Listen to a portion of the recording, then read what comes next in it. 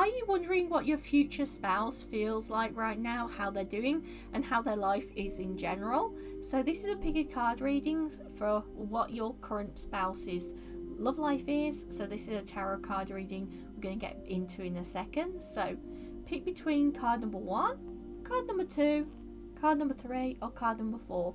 Whichever one you feel drawn to the most, whichever one resonates with you, whether it's a gemstone or whether it's the card itself, whichever one you feel drawn to most. I'm going to give you a minute, but while you're kind of thinking, while you're kind of focusing in on whichever one you feel drawn to, I'm gonna like let you know on a little bit of a secret. I do free personal readings every Monday night at 8 p.m. GMT. I also do them on my ends of my daily live streams as well. I don't have as much time on the dailies, but I do some free ones right at the end. So if you pick card number 1, we're going to start with that. That's card number 1, card number 2, card number 3, and card number 4.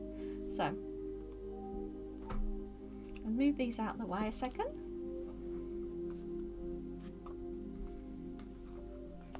Make a little bit of room.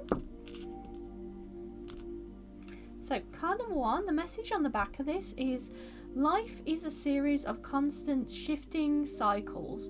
When we resist change, we resist the natural flow of life and create unnecessary stress. Go with the flow and you'll be surprised where it leads.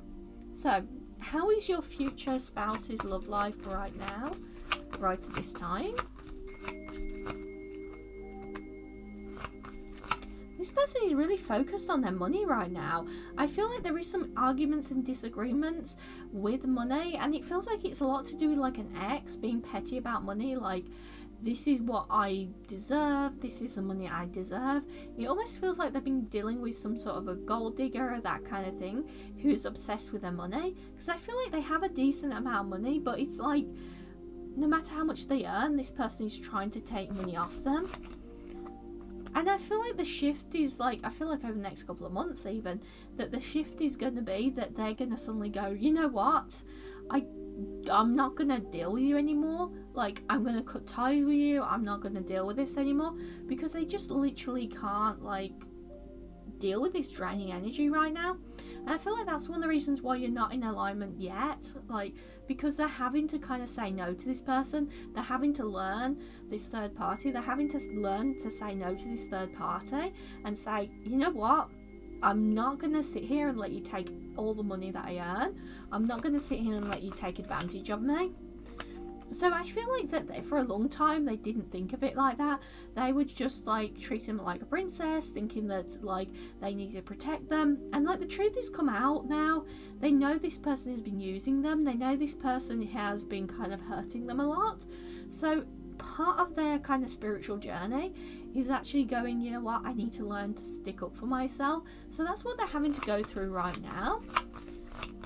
Is there anything else you need to know about them? They are gaining confidence, but they're not quite fully in their confident self when it comes to actually putting up healthy boundaries in relationships. I feel like they're a very confident person normally day to day. Like if this was a business matter, like if somebody at work was taking advantage of them, it'd be gone in 2 seconds. They would not allow that. But because it's somebody that's got close to them, because it's an ex, a third party, they kind of have a weak spot. It's almost like they try and be a knight in shining armor, that kind of thing, whichever gender. They try and be like this person of, I want to protect everyone around me, and they see that as being a provider. So this is very much somebody who's got taken advantage of, and they're learning to say no, and I feel like that's part of their journey. That's the reason why you're not in alignment. Is there anything else you need to know?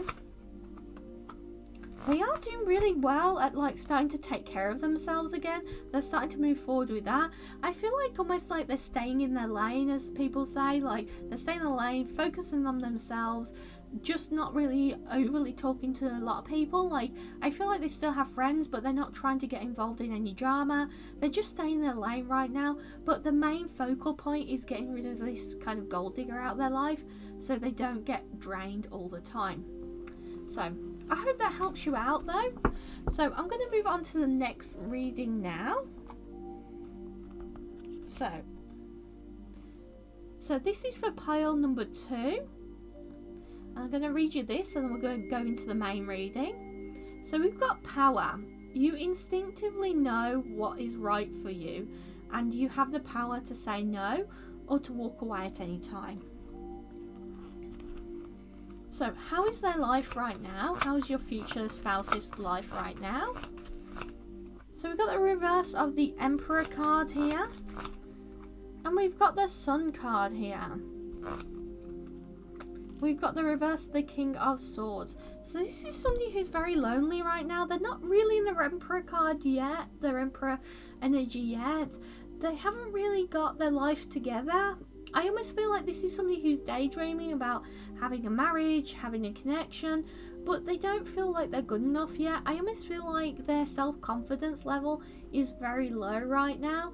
It feels almost like somebody that is like at the pinnacle of going, you know what, I need to shift my life around. I need to start focusing on my career, accomplishments, achievements.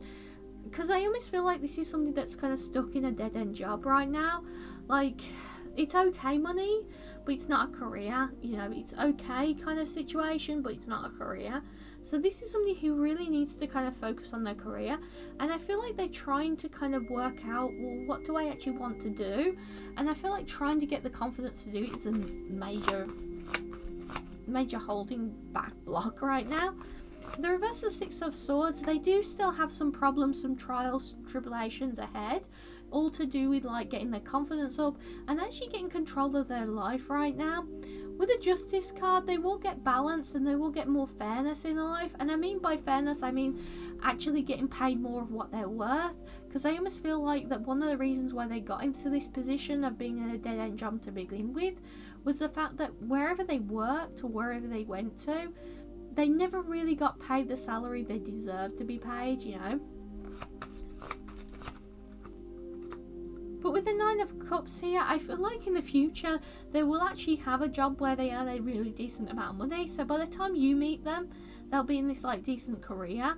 But this is part of their journey at the moment, is going, you know what, I'm not getting paid what I'm worth here, and all I'm doing is stagnating in life. It's almost like somebody that goes home from a job that they hate, goes home, watches TV and then goes to bed and then wakes up and does the same thing over and over again. And they're kind of stuck in that cycle right now of going, I don't really like my life, but I'm not doing anything to change it. So that's one of the reasons why you are apart right now and you're not like together, is because they have to kind of realize that about themselves first. They have to kind of pick themselves up by the bootstraps and go, you know what, this is what I'm going to do in my life. This is how I'm going to go forward. This is how I'm going to get a job that actually is decent for me, you know. So that is kind of holding back right now, but I do feel like it is something that they're coming to a realization to right now, but they haven't quite started to put the hard work into it, the hard work into improving it yet. So we're going to go into the next reading now. So this is for pile 3. So we've got the 2 people here. I'm going to read the back of it and then I'm going to go into the main reading. So we've got, my beloved, though we may be physically apart, spiritually we are always united. For love transcends space and time, nothing is missed. So, can you tell me how their life is right now, your future spouse's life is right now?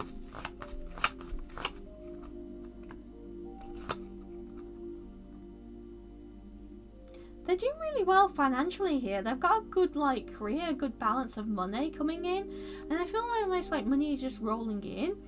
The big issue here though with the Page of Pentacles, I feel like they're a little bit too young or a little bit too immature to be able to handle a relationship yet. It's almost like they've been given all this money through work, that kind of thing, through their career, and they're kind of almost like in this kind of young energy of like, I'm going to do this, I'm going to enjoy myself, I'm going to run here and do this and do that. Like they're almost in this like, oh, I'm going to do everything kind of energy. I almost feel like that they're a little bit too immature romantically yet for a relationship. And it doesn't matter how old you are, you know, you can get people that are immature when they're 80, you know, you can get people who are immature when they're like in their 40s, you know, or even like just literally if they're just in their 20s. It's just part of growing up. That maturity depends on the person, not their physical age. So this person is in this kind of like, I'm going to go here, I'm going to do this, and it's a little bit on the materialistic side, but I don't feel like they're actually materialistic of a person.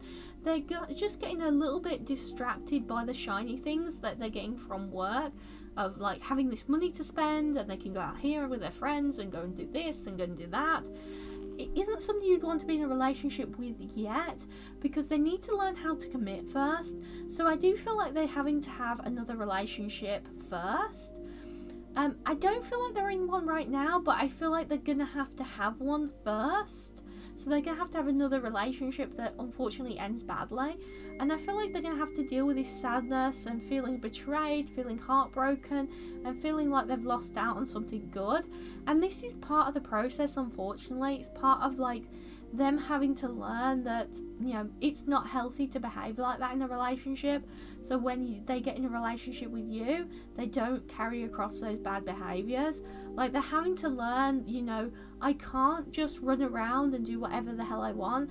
Like if I want to go out with my mates to a club, you know, I should tell my partner that. You know, I should say, hey, I'm thinking about going to a party with my friends.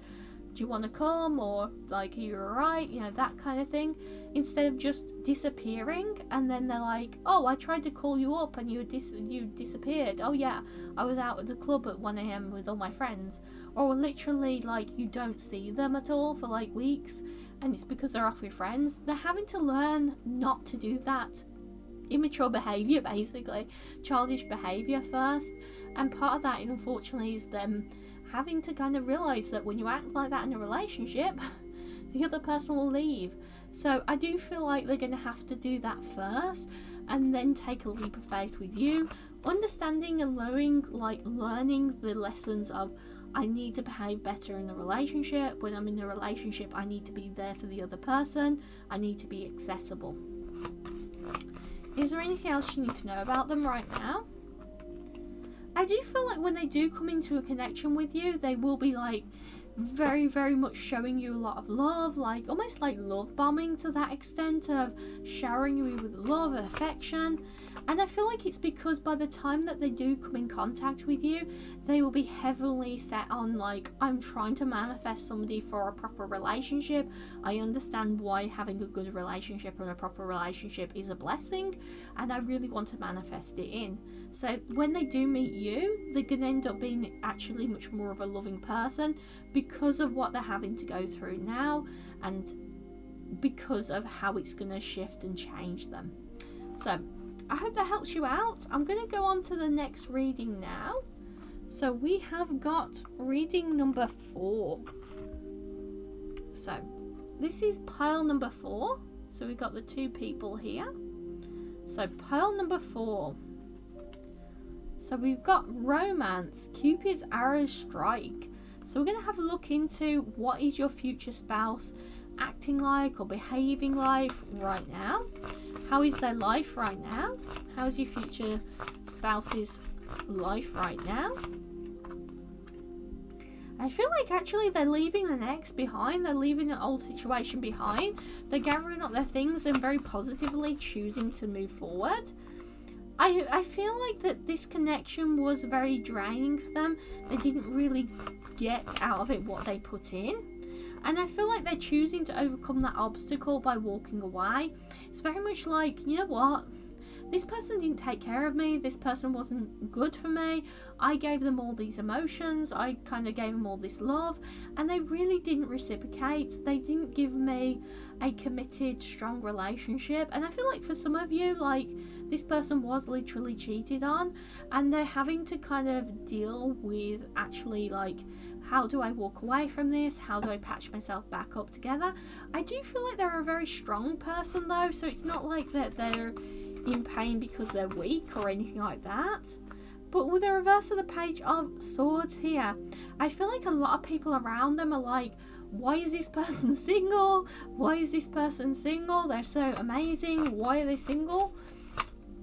And the truth is that they had to go through this battle first. They had to get rid of this person first, because if they just stayed in a relationship with that person, it is not somebody they'd want to actually have a, you know, family with, kids with, or anything like that, or have a long-term relationship with. So they had to kind of deal with this person first. I do feel like they're in the process of walking away from them right now, but it was definitely, they were not the bad person in this party. They just had to kind of learn to let this person go and walk away. Like, they put all their energy in trying to make this person's life happy, and they didn't get back what they put into it. Is there anything else you need to know about them? They do lack a little bit of confidence right now, and I feel like it's because the fact of how this person's treated them, it's knocked them down a little bit. And I feel like it's because the person they were dealing with was very materialistic, and it's almost like everything they did wasn't good enough. So when they do meet up, they're going to have to be healed from this first. So they are in this process of kind of healing themselves, gaining their confidence again after this betrayal of the person they were in a relationship with previously. So as you know, as they heal this heartbreak, basically. So I hope that helps you out. I hope you've enjoyed the readings. If there is any other readings you would like to see, please do comment them down below, and I will try and do some readings on that. But I will see you all again soon, and please do check out the lives